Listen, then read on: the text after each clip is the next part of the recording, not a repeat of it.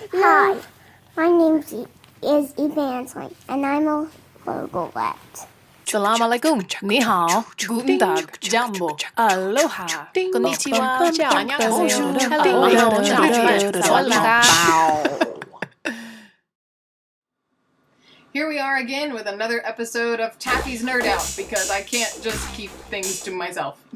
I thought I would take some time today to kind of explain why I like linguistics and what it is about it that sort of motivated me to start this whole project. So, as a child, I, like many kids, really loved animals, and I was especially interested in the exotic animals of the African Sahara. So when I was 9 years old, I was thrilled about the opening of Disney's new theme park in Florida called the Animal Kingdom. Though going to the actual park was out of the question for my family because of a limited budget and a wealth of responsibilities, the best that I could do to experience the Animal Kingdom was to record the opening ceremony onto VHS and watch it over and over and over again.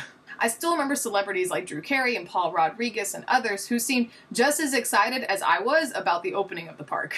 And yet, I distinctly remember this one thing that maybe I was remembering it incorrectly, because I know you can find this special on YouTube, but I haven't seen the part that I remember the most, which is when Disney highlighted one of their main Foley artists. A Foley artist is like a vocal performer who specializes in doing sound effects, and it doesn't have to just be vocal. Sometimes they use props and other tools to be able to make sounds of like babies and animals and different noises that happen in movies and TV and that kind of thing. There was this one man, and I don't remember his name, but he was one of Disney's main animal Foley artists. I was just amazed with the things that he could do to almost perfectly imitate certain sounds like an elephant, a baboon, a lion, and a hyena. This is the first time that I remember just being totally entranced by the power of the human vocal tract. From then, I paid close attention to animal sounds and tried to imitate them using some of the tricks of the trade that I had learned from that Disney special. And soon, that heightened awareness expanded into scrutinizing fellow humans.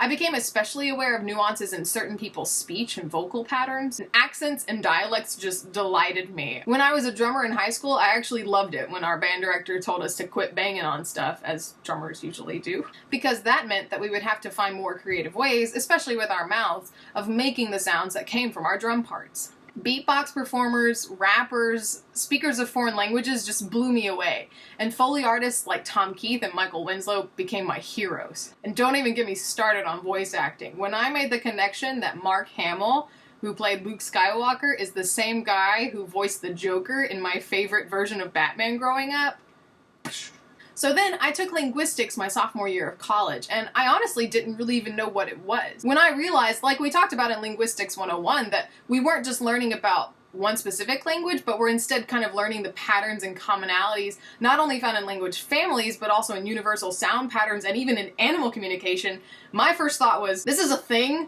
that people study in university? Every day I left class with my head virtually exploding with all the vivid ideas and new exciting facets of language that I had learned. I applied concepts from class into other areas of my life, and I delved deeper into my linguistics homework because I wanted to learn more. I was having too much fun with phonetic transcription and sound interpretation to see what it was that was really fascinating me about sound and language and the capabilities of the human vocal tract, which was that sound meant meaning. The same concept fascinates many linguistic experts, but no one understands it completely. Why, for example, do the sounds I love you give English speakers romantic chills?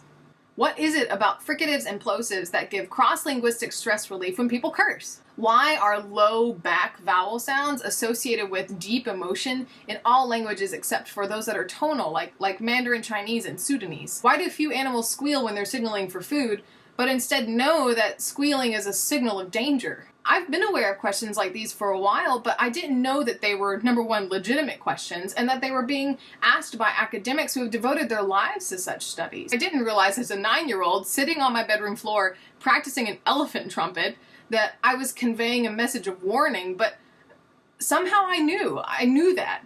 I was naively caught in this elegant connection of sound and meaning. Linguistics is an essential part of understanding ourselves and the world around us in the past, the present, and the future. And all of us, humans and animals, use linguistics as an integral part of our everyday lives, yet we do so seamlessly and really thoughtlessly.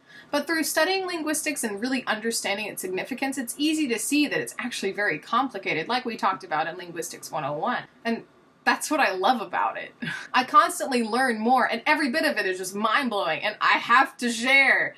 I have to share. I guess that's why you're here. So now you're a logolept too. I'll see you next week. By the way, some big news. Some of the longer episodes of Taffy the Logolept are going to be audio-only podcasts with maybe like some video highlights here on the channel. And so you can find the audio podcast on SoundCloud and iTunes, both under Taffy the Logolept. So check it out. I remember the way you do an elephant sound, you know, you purse your lips together and go like that. Now you can do it too.